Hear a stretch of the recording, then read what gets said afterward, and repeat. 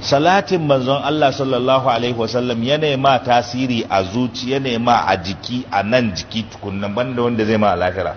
Ku karanta Jilawul Afham ku gani, har sai da ya kawo fa'idoji. Mu wannan mun karanta a cikin wancan littafin, illa sannan ba ku nan in wanda aka yi da su kaɗan ne.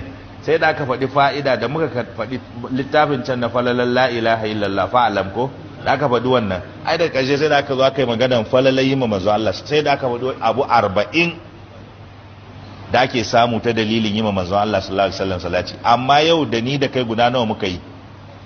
Har a cikin wurin sai da ya ce wanda ya ma manzo Allah sallallahu alaihi wasallam salati so 20, ai so 10 da safe, yayi mai so 10 da yamma, ya ce wannan idan yayi wannan ceton manzon Allah ya tabbata gare shi.